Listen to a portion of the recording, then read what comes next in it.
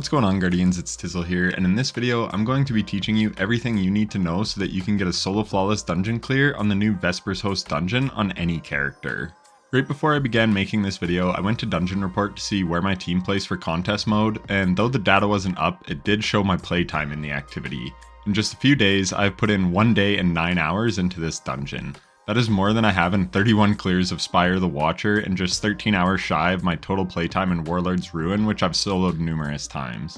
So to say I've been grinding this dungeon a lot is an understatement. And with that time comes experience, and in this video, I will pass that knowledge on to you. I will condense everything I've learned into this neat little package so that you don't have to spend your life testing strategies and can just go with the tips and tricks that I provide in this guide. I'm really excited to share this with you, and also a little relieved because maybe I can start to get some sleep again and have a life outside of this dungeon. So as a token of appreciation, a like and subscription would be greatly appreciated, and if you're feeling extra generous, my clanmate TJ started a Tiltify for hurricane relief through the Bungie Foundation. TJ lives in Florida and thankfully he's okay, but if you're willing to donate, it would help victims of the hurricane and you can earn an in-game emblem for doing so. The link is in the description. So with all that preamble out of the way, let's actually dive into how to beat this monster of a dungeon. This is by far the hardest dungeon to solo flawless in Destiny, so maybe the Station Savior emblem is actually going to be a rare one. Oh, and one final thing, I will be talking a lot about optimizing strategies and how to do the mechanics the easiest and most efficient way possible, but I'm not going to be explicitly talking about the mechanics of the dungeon. As always, you should know the basic premise of how the dungeon plays before ever attempting a solo flawless run. And for this dungeon in particular, I suggest you do a solo clear first to work out what strats and builds are best for you. I know I changed my approach a few times until I found what I was most comfortable with. So throughout the script, I reference some builds that are good to run in this dungeon on each class, so I'm just going to highlight these builds that I use to solo each encounter. So don't really pay attention to the weapons in these, as I'll give specific recommendations on each encounter. But here is the Punchy Prismatic Boy. Basically it's Combination Blow paired with Liar's Handshake, and then Stylish Executioner. So this basically eliminates the need to run Assassin's Cowl, though Assassin's Cowl is still very good if you don't want to run Liar's Handshake. And then I'll just kind of highlight the build. So as of the making of this video, Deadfall Tether is disabled in the dungeon, but it will be really good, especially on the Servitor boss. I'm assuming, haven't got to test it obviously, but for now you could use Silence and Squall. And then this is just the build that I use. So yeah, Stylus Executioner paired with Winter Shroud. When you dodge near an enemy, it's going to allow you to go invisible. So like I said, you don't really need Liar's Handshake, or sorry, Assassin's Cowl. And then these are just some of the mods I run. Again, this is more a generalized build, but when I refer to the Punchy Boy, this is going to be the build I'm referring to. And then in the boss room, you can go with Celestial Nighthawk. So I tried a few different strategies. As you can see, I have Kinetic Weapon Surge, but Whisper the Worm. So again, don't totally pay attention to that because it's going to depend on the strategy you want to use. If you're using Mountaintop and Anarchy, you're probably going to want 2 Arc Surges and 1 Kinetic Surge and like a Kinetic and Arc Loader. But yeah, I will just leave that up to you. So yeah, Celestial Nighthawk is really good. And then obviously we pair this with Golden Gun. So when you're doing your loadout swap, if you were doing this for your running, what you want to do is just match up all the fragments and super and everything. And the only thing that's going to be different is Withering Blade from Combination Blow. So again, the reason my stuff isn't matching up is because I actually use Spirit of the Assassin and Spirit of Syntheseps, but I want to give people an option that uses a regular exotic because these are so RNG based. But yeah, basically this was my loadout swap for damage, and then I would swap to this for running, for example. Again, this is just to give you examples. Always work out what strategies work best for you. Gifted Conviction is nice, but yeah, I just wanted to give generalized loadouts that will help in each encounter. So next will be the Warlock. So again, these builds are tailored to the final boss. So my running loadout has an Arc Scavenger so that I can get Anarchy ammo back quicker. And then my boss damage loadout has surges and loaders and stuff like that. So again, tailor it to what you're doing, because in the first couple encounters, Getaway Artists, I use this the entire time on the day 1 contest clear, and I use this during all my solos. This Getaway Artist Bleak Watcher build, you've probably seen it a million times. You can also swap to Nova Bomb. depending on the encounter. I prefer Nova Bomb for the Servitor encounter. Song of Flame, and actually the first encounter is really nice for just deleting the brigs, especially that final brig. But again, you do you. Again, this isn't like you must run this build. This is just giving some options of what to use that is very strong and very good, kind of like in all parts of the dungeon. So yeah, on your damage loadout, you want 3 time dilations and weapon surges to maximize your damage. Concussive reload, obviously. Also, where is it? Conductive Cosmic Crystal isn't bad because you're going to be doing stasis debuffs with your Bleak Watcher turrets. So yeah, again, I used this build on every encounter and it worked great, but I tailored it to the specific encounter, weapon-wise and mod-wise. So that's basically the general overview for the Warlock build. And I saved the Titan for last because this is the character that I was the most optimized with, because I do have preset loadouts for every encounter, because this is the one that I did my solo flawless on. So for the start of the dungeon, I actually ran Insurmountable Skull Fort. I use Risk Runner and an Eager Edge sword, just pretend this is Eager Edge. For the opening part, the Call sidearm's really nice. Then in that next encounter, I would use Parasite on the boss. Again, it's not really showing up here because it's not on the character, but you can see I have Solar Holster and Solar Weapon Surge. We've got Facet of Dawn to make us Radiant, which we're always getting Radiant because we're always getting our Thunderclap back. Twilight Arsenal is good for that Brig boss.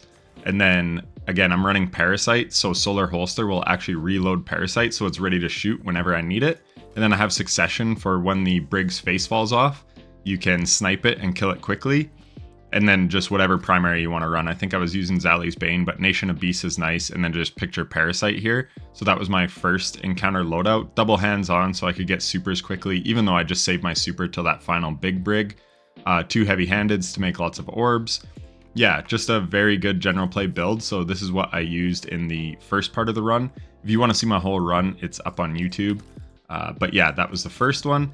Then the second encounter, I went with this build. Glacial Quake absolutely wrecks those servitors, though it can be a little inconsistent. And then Consecration and Knockout, Facet of Protection for damage resistance. Knockout's really nice for getting your health back on a melee kill. Facet of Ruin because of Consecration. So on and so forth. Shackle Grenades to get Darkness Transcendence energy really quickly. Spirit of Inmost and Spirit of Synthesept, so I'd use that throughout the whole first part. And then Spirit of the Star Eater, so then I would build up Star Eater stack so that my Glacial Quake hit harder. And then I had an Arc and Strand Siphon on. And this is actually what I ran. I ran Tractor Cannon, so I would debuff the boss. I had Arc and Strand Siphon so I could make orbs to get my Feast of Light quickly before I did the Operator Augment and hit the panels and started damage. So that is the loadout for the second encounter. And then the third encounter, I actually had 3 presets.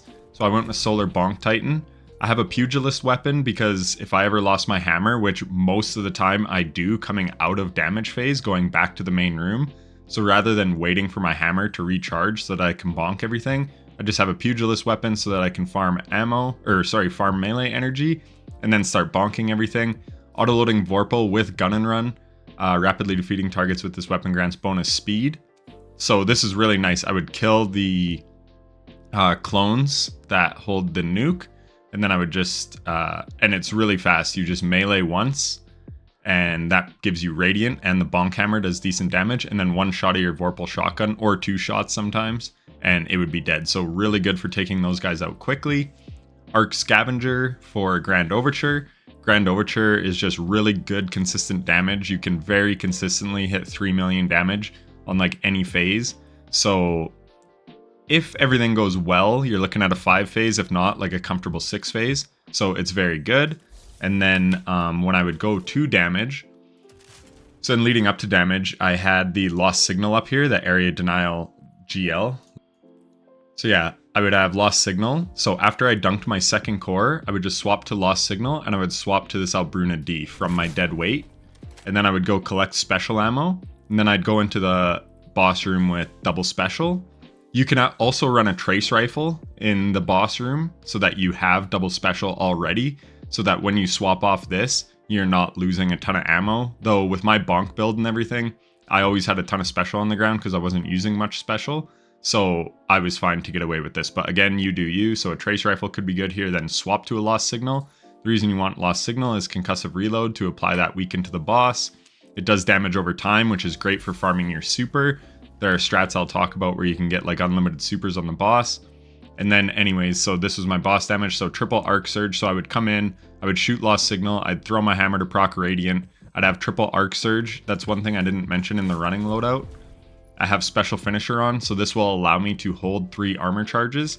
And then when I swap to this, I guess I only have double time dilation because I have a minor resilience, but ideally you want triple time dilation to make your surges last as long as possible. And then sometimes I would even swap to this loadout once I dunked to the core.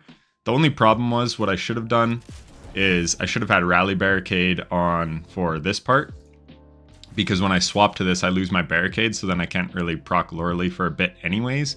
But anyways, this was just a backup. I didn't even always swap to it, but just another good option you can have to be even more safe, because you're not going to have your super, so you don't even need the Synthecept super buff. Again, I'll get into all that. I just wanted to highlight the builds early on because I referenced them throughout the video. These are more generalized builds, but you can swap things out per encounter as you see fit. Oh, and one final thing I didn't really touch on in the builds, but obviously you want 100 resilience for the greatest damage resistance, and then just swap your resist mods on your chest piece for the encounter. On the final boss encounter, 2 arc resists and a sniper resist can come in very handy. So now that we have the builds out of the way, let's talk about the encounters in the dungeon. So in the very first part, you just have to scan the panels and shoot 4 out of 5 of them. I do suggest an eager edge sword for getting around quickly. The quickest way to do this is to kill the scanner first and pick it up, and then just go scanning the panels. And as soon as you find one that is not the panel to shoot, then you can go dunk it, because by process of elimination, it's going to be the other 4 panels.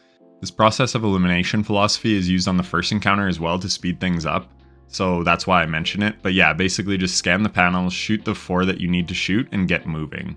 When you come across a hole in the wall, there's a ton of trip mines, so you can either shoot them all one by one, or what I like to do is just use an eager edge sword to skip past them.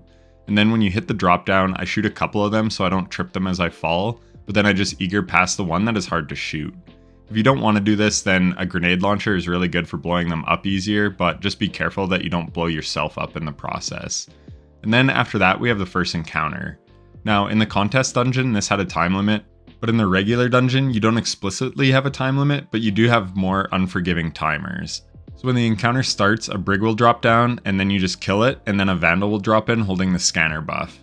You have to kill him and pick up the buff, and then this is your first unforgiving timer. You have to get to the room to find a terminal to dunk it in. The room is a big square, and you can go 3 different ways. There's top left, which has a brain symbol, back left, which has a lung symbol, and back right, which has a heart symbol. I like to start with top left. This is the trickiest one to run the bomb with, so I like to do it first, because if I mess up, I can just start the run over. It has a decent distance to run, and you have to kill every enemy and dunk the scanner augment in the terminal before your minute timer runs out. The dregs like to jump forward, which can be annoying, so just put on your best Slayer loadout. I used the insurmountable skull fort build here, so I could just one punch all the adds, and then I just used a parasite shot to take out the invisible sniper yellow bars. The setup works great on any character. And as I mentioned earlier, I use a solar holster mod to automatically reload Parasite so that it is always ready to drop a nuke without me having to reload it. Because this encounter is so ad heavy, you often have a ×20 shot to delete everything, including the brigs. I just can't recommend it enough. And like I said, I also had a sniper on for the brig's crit when the face shield pops off, and to shoot the yellow bar snipers at a distance if need be. But obviously you can just run what you're comfortable with, but I highly recommend this weapon loadout. The ease of use is off the chains and it's perfect for this encounter. And then, like I mentioned, on Warlock I used the Arc Soul build on my contest clear, and then on Hunter I actually used Gifted Conviction, but the combination blow setup is probably better for a solo player. It basically does what the Skullfort Titan does, but you go invis on top of it. So when you get to the terminals, you have 6 panels to scan. Again, once you see 2 panels disappear, then by process of elimination you can shoot the other 4.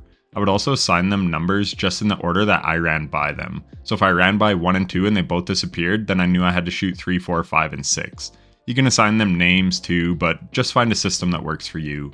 Also, once you shoot the panels and pick up the core, do not forget to deposit your operator augment or the timer will reach 0 and wipe you.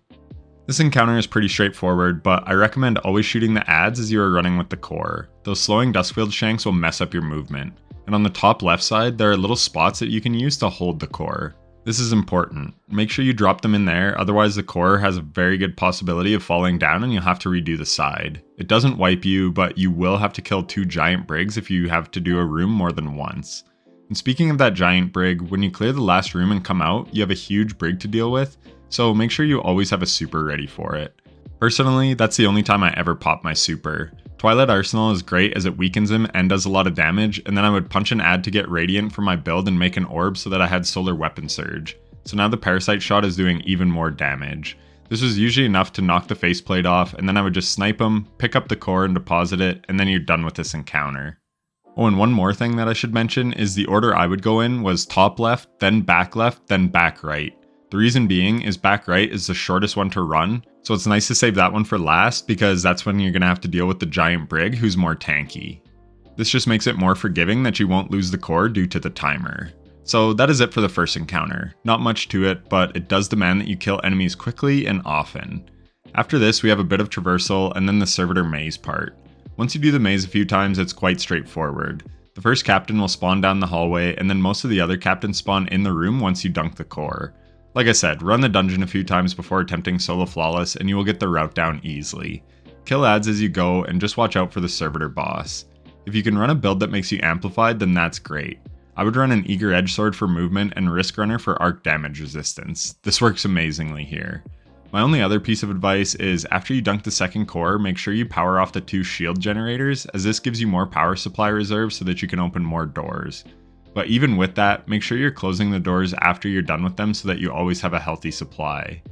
Once you dunk the 5 cores, just zip past the Servitor boss and jump down the hatch, and after a short traversal you will be at the first boss encounter to fight the Servitor that you're avoiding in the hallway, Raneiks Unified. Now this boss fight may not seem too bad, but I did some solo flawless attempts on stream and I couldn't beat him for the life of me. Luckily I learned a lot from those attempts, so on my first clear off stream I actually got my solo flawless. But in all my testing of different damage strategies, he never caused me any problems. So, I don't know. It's not overly hard, but you do still have to pay attention and avoid certain mistakes that can quickly and easily kill you. The opening section is just slaying out on ads. Again, the Bleakwatcher Warlock, Skullfort Titan, and Punchy Boy Hunter all go hard here. But like I said, I actually swapped to Consecration Titan and used the class item with Syntheseps, but normal Synthos would work fine here as well. For Titan, a Tractor Cannon and Glacial Quake Super goes really hard.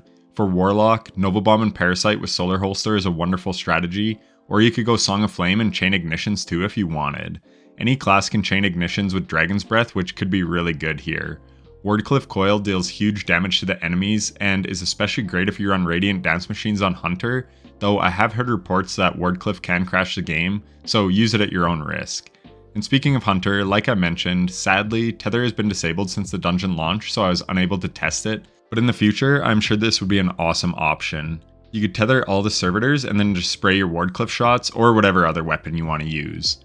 Waveframe heavy GLs like Hullabaloo and Dimensional Hypertrochoid also put in work here, especially with the damage perk 1 for all. So there's lots of good options you can use. But back to the mechanics of the fight, there are some important things to know. You want to build that can slay ads and then save super for boss damage. Once you take out the big captain, you get teleported and need to kill Exploder Shanks quickly. A rocket sidearm like the Call is perfect for this. My preferred role is Lead from Gold and One for All. Risk Runner or any exotic primary can also be quite good for this. It depends on what you're running for boss damage. So the first key is to slay out on the Exploder Shanks. These little fuckers push up quickly, so like I said, something to take them out fast like a rocket assisted sidearm is really good. And if one is getting up on you but it's finishable, then do a finisher and it won't explode on you. Another thing you also have to watch out for is the tether from the boss, as it can tether you with integration and you will die if the timer runs out, so just be cautious and use cover. Once the Shanks are all dead, a Sniper Shank spawns holding a suppressor buff. Kill it and pick up suppressor. This is where I kept dying a lot, so I will show you the best spot to safely stand and to place the replication. You want to let the boss's exploding balls go by and then move to the corner and place the replication. If done in the right spot, you will stun the boss and spawn multiple servitors while being safe from the boss's big void slam attack or the integration. The timing and placement is pretty crucial here. You want to put it down when the flaming balls have been cast but are clear from you so that they will also not kill you. This is just a feel thing, but eventually you'll get the timing down. Then when the servitor spawns, simply jump up and read the numbers on the faces that are glowing as soon as you can. I like to write the numbers down in text chat so I don't forget, because you have to do 2 rounds of this before damage. So then just go back down, rinse and repeat, and then when you have your 4 numbers, this next part is also important. You want to shoot the panel that is closest to the terminal last. That is because timing here is critical. You want to shoot the panel, then quickly deposit your operator buff, and then kill the shank ASAP and pick up the suppressor buff, and suppress the boss right away. If you take too long, you'll have to wait for the fireballs. If this happens, just play it safe and be patient. I've tried to rush it and just wound up dying. In a solo flawless run, your life matters more than anything.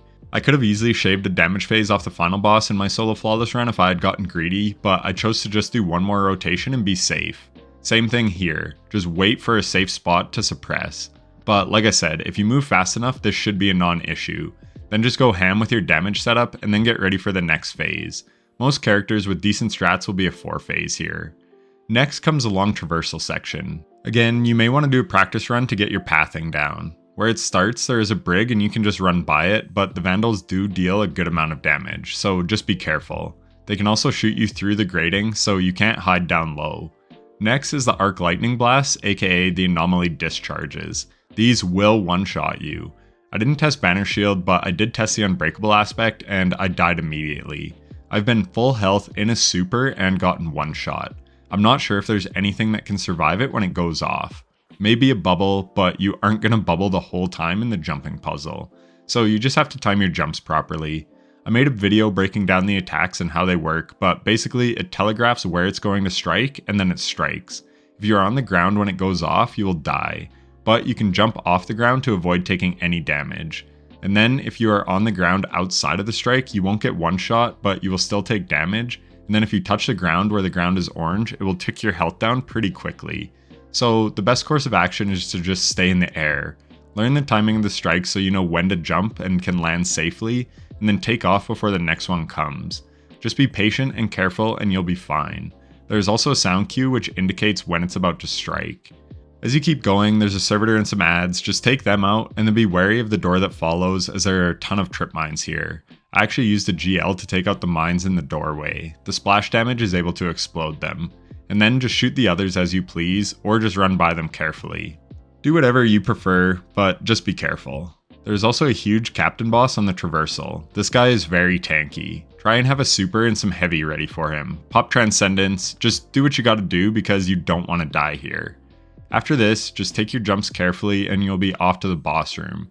Make sure you drop down the hatch or the explosion that the boss does will kill you. If you're using Grand Overture for DPS, make sure you charge up the shots before you rally the flag. It will just help you to have more ammo. But I will get to weapon suggestions a little later. First, I want to focus on the mechanics here. On my Titan, in practice runs, I could consistently get to damage in about 5 to 6 minutes depending on RNG. So there are things that you can do to really speed things up in between damage phases. Which is good because for the average player, you're looking at least a 6 phase. No boss in Destiny has been as unpredictable as the Corrupted Puppet. So getting consistent damage phases can be tough. But anyways, I will get to all that. Let's talk about how you can get to damage phase easily, quickly, and most importantly, safely. So at the start, and after every DPS phase, you come into the main room with 4 sets of panels to shoot. I scoured the internet for a map of this room, but I couldn't find one, but again, you'll just have to get used to the panel locations as time goes on. So the suppressor guy will spawn in first. Kill it and run to the center. Running to the middle will draw the aggro of both puppets so that you can suppress both at once and take them out. Then the scanner vandal will spawn in. Leave him up for now. Run to the left or right side of the room and place another clone just before the boss summons more puppets. This will draw both in again, allowing you to suppress them both at once and kill them quickly. Now the operator vandal will spawn in as well and you can drop your suppressor buff. The reason for doing it in this manner is twofold. First, you don't want the puppets making you run around avoiding radiation and potentially killing you, and this deals with them quickly and easily. Secondly, now you don't have to worry about swapping buffs back and forth. Once the operator vandal is inside, you are done with the clones. So drop the blue buff and now go kill the scanner vandal. The reason you want to leave him up is if you kill him and he drops the augment and you don't pick it up in time, the augment despawns and you may get more puppets spawned in and stuff like that. So just leave it up until you're ready. So now grab the scanner and quickly run to the 4 pillars. If you're lucky, you will guess the right one right away and you're good to go. Take note of what the number on the pillar is, as shooting the wrong panel will instantly wipe you, and if you've made it this far, then that would be a really sad way to die. So now you can dump your scanner buff and kill the operator vandal. Now just shoot the 4 panels that correspond with the number on the pillar that you scanned, and you're done with this room super quickly. And another pro tip, put on Heavy Ammo Finder on your helmet and the Heavy Ammo Finder enhancement perk on your primary weapon. If you want to farm ammo, you can do all those steps, but then just don't shoot the panels. This will keep spawning in marauders and drags for you to farm. Because of the Heavy Ammo Finders, getting kills with your primary weapon will make you lots of little Heavy Ammo Finder bricks. Yes, it can be time consuming and it's not always needed, but trust me, you want full ammo for every damage phase. The phases are long and you want to take full advantage of them. So after you are ready to leave, go to the side with the flashing red lights. On my Titan, I would bonk a ton of enemies to get 15 seconds of restoration as I went into the room. This made it so that when I went and grabbed the operator buff and I was getting shot by the boss, I could just heal right away. Additionally, marauders camp outside the door, so say you were on a hunter, you could also finish one with Assassin's Cowl to go invis and go collect the augment that you need. These small little tips can be really helpful. So anyways, grab operator and shoot the 4 panels. Again, always shoot the panel closest to the terminal that you're dunking in as your last one. This will allow you to quickly dunk the buff because as soon as you shoot the last panel, you will have 44 seconds to dunk the charge. So slam your buff in the terminal and quickly run to the other terminal to grab scanner. Movement is crucial here as the boss will be shooting you and puppets will be attacking you and giving you radiation. Having some way to heal is extremely helpful, and that's why I ran Solar Titan over Prismatic Titan for the final boss, for the healing grenades. And also, if you're running Bonk Titan, you can smack a puppet with the hammer and pick up your hammer to proc Cure. So then, scan the 4 puppets and kill the one that the scanner indicates. Having something that can take them out quickly is crucial. Again, I used the Vorpal Weapon shotgun. 1 bonk for my hammer to proc Radiant and 1 shotgun shot, and the puppet was dead. If and only if it is safe to do so, dunk your scanner buff. Otherwise, just pick up the core and run it to the middle and dunk it. In the red room, I just always did this because red room sucks. That room is a bitch and it's just not worth the risk of dunking. Not on a solo flawless. The blue room has way more cover and you're generally safe. So if you didn't dunk the scanner augment, then just go back to the middle and quickly kill the vandal and go to the next room and rinse and repeat. And speaking of going to the next room, I just run my way through the hallways without shooting any trip mines. But if you want to, you do you. Just be aware that sometimes you get radiation puppets in there. You can go back to the room and grab the blue suppressor buff and kill them if you want, but yeah, it's pretty random. So make your way to the next room and do it again. In this one, you don't even have to worry about redunking your augment because after killing the puppet for the core, you don't need the augment anymore and instead you're heading to DPS. So again, this is Titan specific, but I would swap to double special here and kill enemies with my bonk hammer on the way out. Hunters could do this with combination blow and warlocks maybe with getaway artists, but you do you. I just did that to optimize my damage. So I'd swap to a damage over time GL from my sidearm and then a sniper instead of my shotgun. This gave me an alternate weapon in case I ran out of heavy ammo, which did rarely happen because Grand Overture has crazy total damage. But still, better to be prepared. So then you head up and do damage. Right as you enter the elevator, swap to your DPS loadout. When you enter the arena, do damage to the boss. Given my loadout, I went right at the boss, but an even safer strategy would be to take out the 2 puppets on the left and right. This will allow you to focus on the boss without getting hit by them. Your damage will suffer, but it will be safer. Just be quick about killing them as the lightning strikes will start peppering the ground. You can jump to avoid this, but then you are out of cover. After 20 seconds, the boss is going to form a bunch of new puppets, and this is where stuff gets hectic.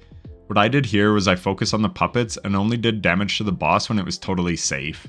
And I basically played from the air as much as I could to avoid the ground. Remember when I explained how those lightning strike attacks work? Well, here's where you want to know that.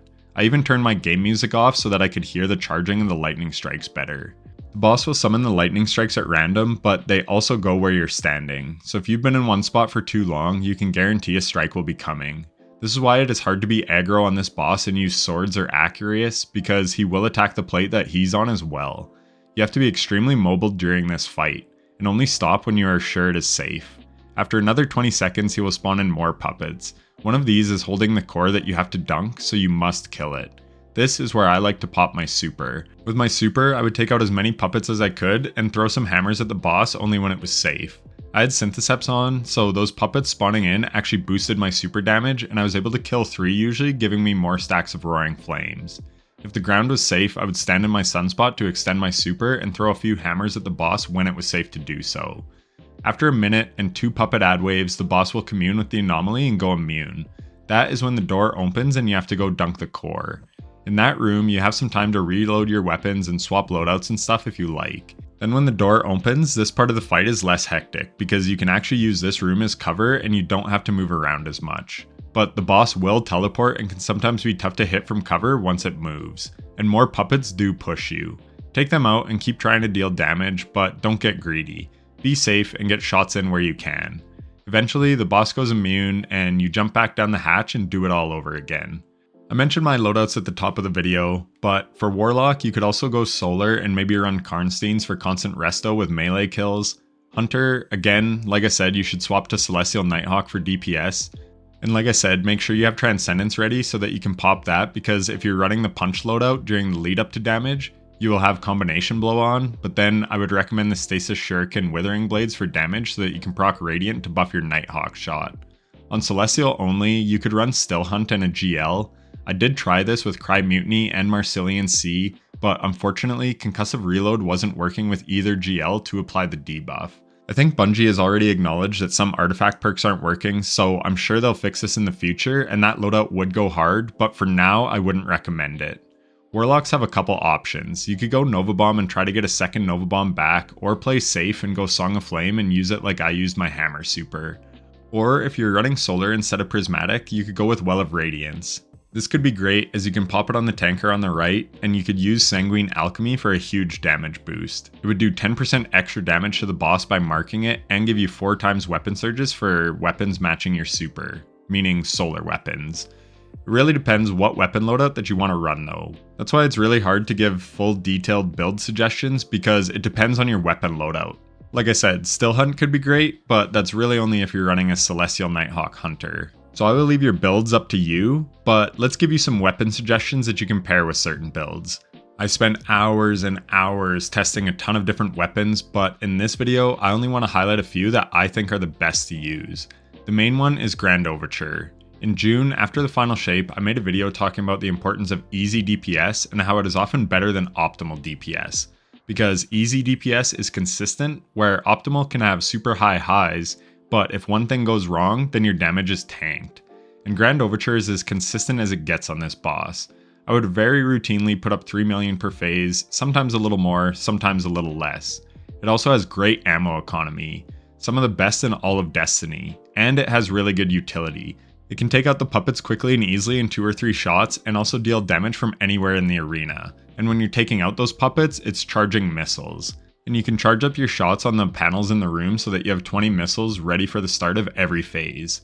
And Grand Overture was actually the example I used in that video back in June, so it's nice to see it being meta now. Just make sure you pair it with a GL to apply the debuff from Concussive Reload.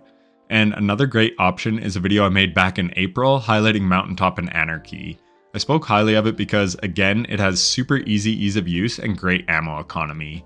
Again, some optimal loadouts are great for 1 phases, but if you have a 2nd phase, then you may be low on ammo and then your damage will suffer.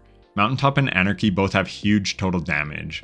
You want Impulse Amplifier if you can on Mountaintop, and ideally Vorpal Weapon or Frenzy. Anarchy is great because it does tick damage, so you can shoot the boss and then deal with the other enemies like the puppets. And you can actually shoot them with a couple shots and then go to the next target. It's great at managing adds.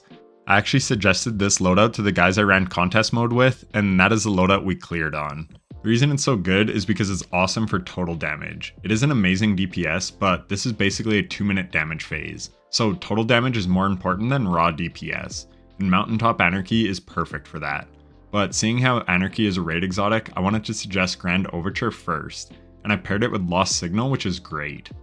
And then I used Lost Signal and Anarchy in a run with a friend in an LFG, and I did just as much damage as they did using Grand Overtures. If you get the new Area Denial GL, it can roll with Bait and Switch, and then this could be a really good pairing. Edge Transit Inquirer of 1 or Buried Bloodline could also be good for total damage, as well as burst damage and utility for taking out the puppets, but it's up to you. Another great option is the new Bittersweet with Envious Arsenal and Bait and Switch paired with Cloud Strike. Cloud Strike has amazing total damage for a special because it's a rapid fire, so it has deep reserves, and it has triple tap, and it makes AoE with the lightning strikes, which deal extra damage and can hurt the puppets as well. My friend Sutek got a 3-phase with this setup, but he is one of the best players in the world, so results may vary.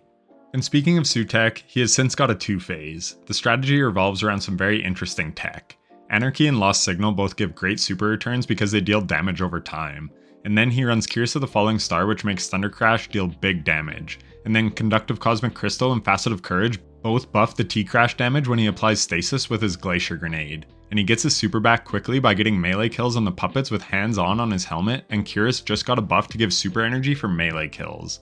On top of all this, Anarchy and Consecration give Light Transcendence, and Lost Signal gives insane amounts of Darkness Transcendence energy. So he can use Transcendence to abuse Consecrations to get tons of melee kills, as well as consecrating the boss for additional damage. The damage setup is super impressive and very unique, but it's perfect for this encounter, and Knockout gives him his health back on melee kills. But there is a caveat here. You must be extremely mobile and aggressive with this setup. If you don't play it the intended way, then you will die. You must be aggressive while knowing how to avoid the lightning strikes. And that brings me to my next point. You can approach damage here two different ways. You can play safe and conservative like me, or go balls to the wall and go all out like Sutek. Both strats are very viable. This boss fight demands good movement, you just do so in different ways. Sutek was using Consecration on the boss and puppets to delete them fast, T-crashing the boss, and then had more time to do DPS because everything was dead. Where I would front load my damage, deal with the puppets, and then do damage to the boss again. I relied on passive healing with Restoration, where he relied on active healing with Knockout from getting melee kills. Like I said, both playstyles are very viable for getting a solo clear, but you have to do what suits your playstyle. If you are not used to the aggression of the Consecration Titan, then this will not work for you, and that's fine. That is why I highlighted my safe method as an alternative. Weapons like Leviathan's Breath and Sleeper Simulant and Dragon's Breath are also okay, but I would strongly just recommend Grand Overture, Anarchy Mountaintop, or Cloudstrike and the Godroll Bittersweet over anything else. Those options are just too good at too many different things. Anarchy Mountaintop is great for the running part as well. You can just stick a clone and shoot it with one Mountaintop and you're good to go. And the ammo economy is awesome. I never struggled in 6 damage phases with either of those weapon loadouts, but I've used Leviathan's Breath and Sleeper in Ghost of the Deep, and they do sometimes struggle for ammo. So yeah, those would be my suggestions. As for build recommendations, I'm not going to go too far into that because if you're attempting this solo flawless, then I assume you have a decent knowledge of build crafting, and there is no one-size-fits-all build. It all comes down to your personal preferences. My main suggestion, however, would be to take full advantage of the loadout presets. Always have a running loadout with scavengers and ammo finders and a way to hold armor charge, and then a DPS loadout with weapon surges and time dilations on to extend your surges as long as possible, a siphon mod on the helmet to potentially make an orb off the puppets as you kill them, and loader mods to limit downtime reloading during damage. If you do these things, then I have no doubt that you can solo flawless this dungeon. The other big piece of advice I have is to be patient. Play your life above all else. I had a comment on my solo flawless video that made me laugh. Basically, they said how they would have pushed it to finish the boss a phase early, because I was very close and I probably could have. But I took my time and went for one more phase because I wanted to play it safe. Unless you're a YouTube speedrunner, then you don't need to rush it. And if you are, then wow, thanks for watching the video this far. I have nothing to teach you, but I do appreciate learning tactics from you. But yeah, if you just want the emblem, then just play it safe. Always be thinking about your next move and stay focused. I died in Ghost of the Deep solo flawless attempts a few times because I just lost focus. Where in this one, like I said, I sucked ass on stream and never made it past Raneiks because I was making dumb mistakes. But when I focused up and got to the boss, I beat it first try. Just trust in your game plan. This dungeon more than any other requires forethought in your builds for each encounter, and it requires adaptability. Every other dungeon is very predictable. Every damage phase is the same setup, where this one has unpredictability. You have to stay mobile and react to the game. That's what makes it very challenging, but also very rewarding. And that is why I really wanted to take my time with this video and cover every aspect. So if this video helped you, then a like and subscription would be greatly appreciated. And if you do solo flawless it and my tips and tricks helped, please let me know down in the comments. The reason I make these videos is to help people, so I love reading those comments. They mean the world to me. And if you've made it this far, then you're a rockstar and I appreciate you. Good luck in your solo flawless attempts, and take care.